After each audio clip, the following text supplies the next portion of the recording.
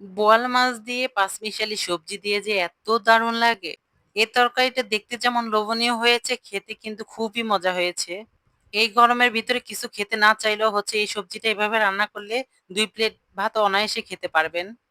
পাঁচমিশালি সবজি এভাবে রান্না করলে যে এত মজা হয়, না বানালে বুঝতে পারবেন না। বাসায় একবার হলেও ট্রাই করে দেখবেন।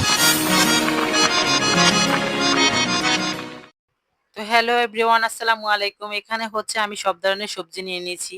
মিষ্টি কুমড়া, মিষ্টি আলু, ডাঁটা, পটল, তারপর হচ্ছে এখন কাঁঠালের বিচির সিজন, কাঁঠালের বিচি দিয়ে দিয়েছি। এগুলো হচ্ছে আমি ভেজে নিবো। এর জন্য হচ্ছে হলুদ আর লবণ দিয়ে হচ্ছে মাখিয়ে নিয়েছি।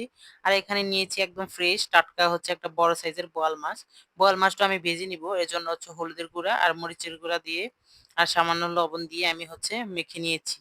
এখন চুলায় একটা প্যান বসিয়ে হচ্ছে তেলটা গরম হয়ে গেলে এর ভিতরে সবগুলো সবজি একসাথে দিয়ে আমি একটু হালকা একটু ভেজে নিব। এর জন্য সবগুলো সবজি একসাথে দিয়ে দিয়েছি। সবজিটা ভাজা হয়ে গেলে এখন হচ্ছে আমি মাছটা এক এক করে দিয়ে দিয়েছি। বোয়াল মাছ একটু ফুটে যখন ভাজবেন তখন হচ্ছে ঢাকনা দিয়ে ঢেকে দিতে হবে।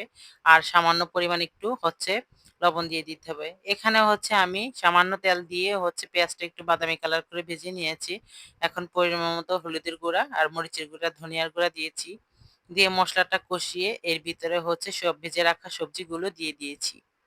সবজিগুলো দিয়ে ভালোভাবে নেড়েচেড়ে মসলার সাথে মিশিয়ে দিচ্ছি। সবজিগুলো কষিয়ে রান্না করা যায়, তবে ভেজে রান্না করলে এটা স্বাদটা দ্বিগুণ বেড়ে যায়। আমি সবসময় ভেজে রান্না করার চেষ্টা করি। ভেজে রান্না করলে আমার কাছে বেশি ভালো লাগে। তো ২ মিনিট সবজিগুলা দিয়ে হচ্ছে আমি ভালোভাবে কষিয়ে নিয়েছি। এখন হচ্ছে এর ভিতরে পরিমাণ মতো ঝোল দিয়ে দিয়েছি। মানে পানি দিয়ে দিয়েছি। পানির পরিমাণ বেশি লাগবে না। তা না হলে সবজিগুলো গলে একদম হালুয়া হয়ে যাবে। এর জন্য হচ্ছে আমি ১ মগ পরিমাণ দিয়েছি।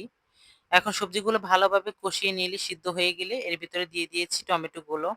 কারণ টমেটো আগে থেকে দিলে টক টমেটো যেহেতু দিয়েছি তাহলে সিদ্ধ হতে চাইবে না। সবজিগুলো খেতে ভালো লাগবে না। এর জন্য হচ্ছে আগে থেকে ভালোভাবে সবজিগুলো কষিয়ে সিদ্ধ করে নিয়ে তারপর হচ্ছে টমেটোটা দিই। কারণ টক টমেটো দিলে খুবই ভালো লাগে। এর জন্য আমি সবসময় টক টমেটো ব্যবহার করি। তো এরপরে হচ্ছে মাছগুলো এক, এক করে দিয়ে আমি কয়েক মিনিট রান্না করে নিয়েছি। এখন হচ্ছে দিয়ে দিয়েছি ধনিয়া পাতা উপর দিয়ে। ধনিয়া পাতার সেন্ট অন্যরকম। ধনিয়া পাতা দিলে খুবই ভালো লাগে। যারা ধনিয়া পাতা পছন্দ করে না তারা স্কিপ করতে পারেন। আর এই সবজিটা একটু ঝোল, ঝোল খেলে কিন্তু বেশি ভালো লাগে। এজন্য হচ্ছে আমি ঝোলের পরিমাণ একটু বেশি রেখেছি। দেখেন ঝোলের পরিমাণ কেমন রেখেছি। ঝোল, ঝোল খেতে খুবই ভালো লাগে। সব ধরনের সবজি আছে এর জন্য হচ্ছে ঝোল আবার চুষে নিবে। এর জন্য হচ্ছে ঝোলটা আমি একটু বেশি পরিমাণে রাখি। ঝোল দিয়ে ২ প্লেট ভাত অনায়াসে খাওয়া যায়। এই রেসিপিটা একবার হলেও বাসায় বানিয়ে খাবেন আর আমাকে কমেন্ট বক্সে জানাবেন কেমন হয়েছে। আশা করি সবার ভালো লাগবে। আমারও খুবই ভালো লাগে। আমাদের বাসায় সবাই পছন্দ করে। এটা দেখতে যেমন লোভনীয় হয়েছে, খেতে কিন্তু খুবই মজা হয়েছে। বোয়াল মাছ দিয়ে আর টাটকা, টাটকা কোনো ফ্রোজেন করা কিছু না। এভাবে রেসিপি বানিয়ে সবাইকে খাওয়াবেন আর আমাকে কমেন্ট বক্সে জানাবেন।